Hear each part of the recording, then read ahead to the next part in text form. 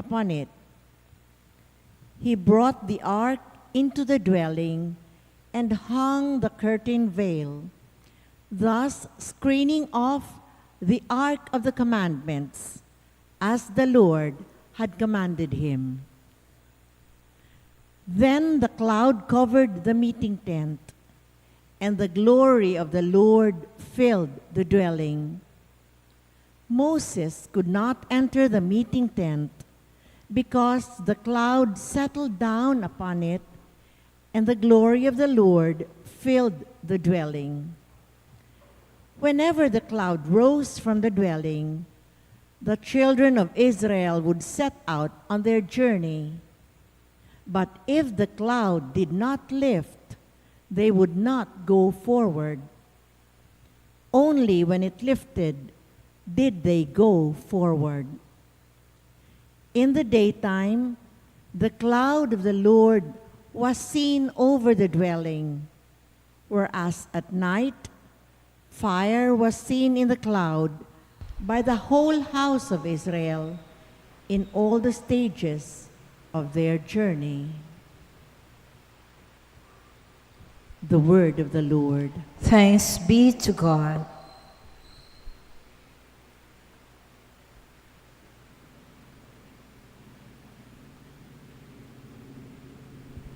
For our responsorial psalm, let our response be, How lovely is your dwelling place, O Lord, mighty God.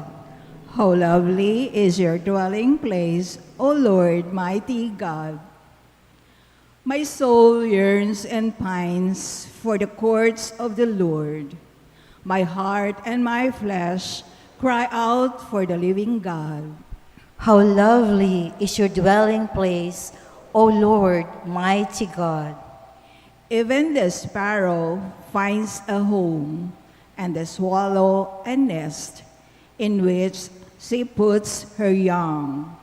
Your altars, O Lord of hosts, my King and my God. How lovely is your dwelling place, O Lord, mighty God. Blessed they who dwell in your house. Continually they praise you. Blessed the men whose strength you are. They go from strength to strength. How lovely is your dwelling place, O Lord, mighty God. I had rather one day in your courts than 1,000 elsewhere. I had rather lie at the threshold of the house of my God than dwell in the tents of the wicked. How lovely is your dwelling place, O Lord, mighty God. Please all rise to honor the Holy Gospel.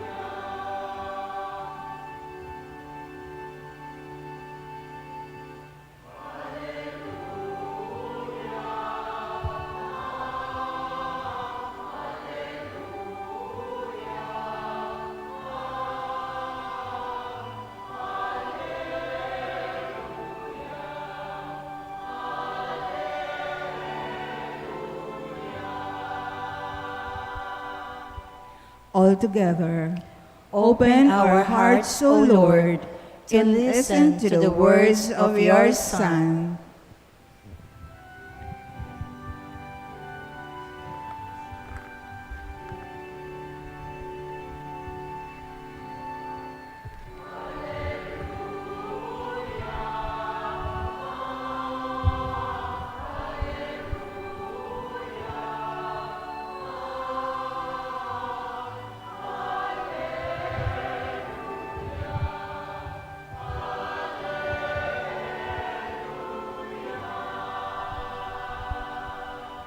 The Lord be with you. And with your spirit. A reading from the Holy Gospel according to Matthew.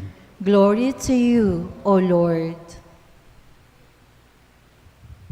Jesus said to the disciples, "The kingdom of heaven is like a net thrown into the sea, which collects fish of every kind.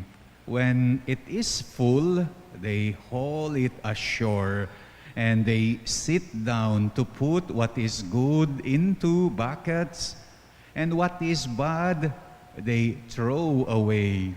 Thus it will be at the end of the age. The angel will go out and separate the wicked from the righteous and throw them into the fiery furnace, where there will be wailing and grinding of teeth." Do you understand all these things? Jesus said, and they answered, "Yes." And he replied, "Then every scribe who has been instructed in the kingdom of heaven is like the head of a household who brings from his storeroom both new and the old." When Jesus finished this parable, he went away from there. My dear brothers and sisters, the gospel of the Lord. Praise to you, Lord Jesus Christ. Hindi ako masyadong komportable sa sinasabi ng Ebanghelyo ngayon. Sabi, the angel will go out and separate the wicked from the righteous and throw the wicked into the fiery furnace, where there will be wailing and grinding of teeth. Ipaghihiwalay daw ang masama at ang mga mabuti. Pikawani do kanuring marok ampong mayap. Di parang hindi na merciful ang Panginoon. Parang hindi na siya mapagmahal. Nung pikawani no ring marok at mayap, milalakoy tang kayang panga mapamakalulu. Milalakoy tang kayang panga malugod. Well, makatarungan, justice, just, makatuliran. Pwede, pero itang mapamakalulu. How could he be merciful kung yung lang mga mabubuti ang kanyang kukunin? Ihihiwala yung mga masasama. Mapamakalulu pag makanita. Malunusan pag makanita. Malugod pag makanita. That is why I'm not comfortable with what I have read. Separate the wicked from the righteous. Pakakarok-karok muna kaning metong nga tao. Pakasama-sama mo na ang isang tao, whether you like it or not, meron pa rin siyang kabutihan. How could you say the wicked will be separate from the righteous when no matter how wicked a person is, whether you like it or not, meron pa rin siyang kabutihan. Sabi nga niya minsan, sabi nga ni Jesus minsan, kung kayong mga masasama, alam niyong bigyan ng mabubuti ang inyong mga anak. Kapag nanghihingi ng itlog, kahit na masama ka, hindi mo siya bibigyan ng ahas. So, dun pa lang sa sinabi niya, kahit na nagkakamali at nagkakasalat tayo, meron pa rin tayong alam na ginagawang kabutihan. So, how can we be, we wicked, we bad grass, to be separated from the righteous, from the wheat? Muli mo into ways itanggewatang kayapan nung kawani na at iyugseking may kakalukong pugong palagya ko aliwaining amanwana ning ginukeng parable. And this is what I want to give as an interpretation. In the end, si men na kanuni nga pong ginu, king balang metong kaya katamo, ing marok ampong mayap kaya. Buti pa yon. At least there is still the mercifulness of the Lord of God. Si men na ing laman ampong dui kaya katamo. Doon hindi mawawala yung kanyang pagiging merciful, hindi mawawala ang kanyang pagiging malugod. Tamo buriing manyime. Nga pinatabisang mamangan Emma, alimango, tabisang mamangan paro, tamo bisang mamangan nasan na madui. Siguro nga pong Ginoo, mahilig yang mamangan Emma pong paro. Mahilig yang manyime, matyaga yang manyime, niya pinmalunusan niya. Only those, neta kanong may tiyaga, upang piliin ang kabutihan sa isang taong nagkakamali, yung nagtsatsagang pumili sa kabutihan ng isang taong nagkakamali. Ila kanurang mahilig manyime reta. Yung mga retang kanong mahilig manyime, ilapin kanuretang agad-agad manusga. Makagawa yang maling metong nga tao, agad-agad atineng usga, agad-agad may death sentence ne.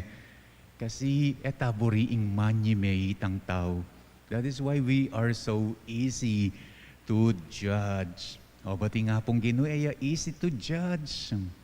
Lawen niya itang the parable of the wheat and the weed, let them grow together until harvest time, ana. Kasi sanayang manyime, hihiwalay ang mabuti sa masama sa bawat isa sa atin. Hindi ihiwalay yung sinasabing masamang tao sa mabuting tao because there is no such thing. Karok mo na kaning metong nga tao, whether you like it or not, meron pa rin siyang nagagawang kabutihan. How could it be a wicked be separated from the righteous? Righteous ming metong nga tao. Meron pa rin siyang masama kung minsan. Di ba kung minsan being righteous has a negative sense. Holier than thou. Yan ang mayap. Gagawa ng mayap, pero may papakarokya pa mo rin. Yes. Siguro, bisa tamong maging merciful kalupanan ni nga pong Ginoo. Bisa tamong maging malunusan, malugod kalupanan ni nga pong Ginoo. Hindi madaling manghusga. Siguro let us enhance our pagiging matyaga. One way to enhance our pagiging matyaga, pamanyime. Marang mayilig manyime, ilarang taong matyaga at elamarayuking pagiging malunusan. Please all rise.